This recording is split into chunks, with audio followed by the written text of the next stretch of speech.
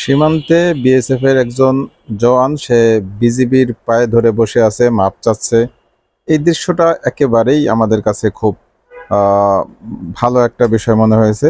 কারণ দীর্ঘদিন যাবৎ আমরা যে নতুন সরকার দেখেছি, নতুন সরকারের যে নীতি দেখেছি, যে কারণে বারবার তারা বাংলাদেশের অভ্যন্তরে ঢুকে বাংলাদেশের মানুষকে তারা ধরে নিয়ে চোরাচালানি বলতো, চোরাচালানির সাথে সম্পৃক্ত এরকম অভিযোগ করত।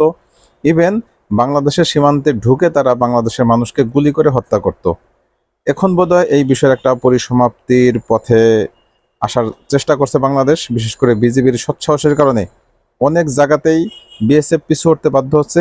বিশেষত গতকালকের যে ঘটনাটা, যে বিএসএফ গতকালকেও কিছু বাংলাদেশকে ধাওয়া করে এবং ধাওয়া করতে করতে এক পর্যায়ে বাংলাদেশ সীমান্তের ভিতরে ঢুকে পড়ে এবং সেখান থেকে তাদেরকে ধরার চেষ্টা করে।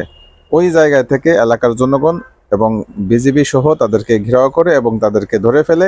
এক পর্যায়ে বিজিবির হাতে পায়ে ধরে মাপছে, সেখান থেকে ক্ষমা চেয়ে তারপরে ছাড়া পায়। কালকের এই ঘটনা আমার বোধহয় ফেলানির আত্মায় কিছুটা হলেও শান্তি পাবে। আমরা দীর্ঘদিন যাবৎ আমাদের সীমান্ত হত্যা বন্ধের দাবি করতেছিলাম, মূলত এভাবেই তারা সীমান্ত হত্যাগুলি করে। তারা দেশের বিরুদ্ধে বাংলাদেশের অভ্যন্তরে ঢুকে পড়ে, ঢুকে সেখান থেকে তারা গুলি করে। অথচ ওই সময় কিন্তু বিজিবির কাজ কি? বিজিবি পাল্টা গুলি করতে পারে, পাল্টা গুলিতে ওইখানে বিএসএফ মারা যেতে পারে। অথচ এতদিন পর্যন্ত এই ধরনের কোনো ঘটনা আমরা দেখতাম না এবং কখনোই সেটা কল্পনীয় আমাদের ছিল না। এখন সেটা বাস্তবে রূপান্তরিত হচ্ছে। মূলত আমাদের যে পররাষ্ট্রনীতি, বিশেষত ইউনূস স্যারের মেরুদণ্ড শক্ত করার কারণেই তিনি কখনোই কারো চোখ রাঙানিতে ভয় পাচ্ছেন না, বরং তিনি চোখে চোখ রেখে কথা বলতেছেন।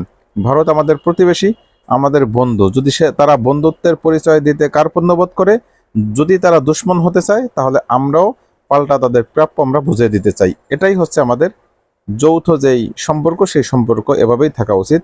এবং এজন্যই আমি বর্তমান বিজিবি যারা আছে তাদেরকে আমি স্যালুট জানাচ্ছি। ভালো থাকবেন। আল্লাহ হাফেজ। আসসালামু আলাইকুম রহমতুল্লাহ।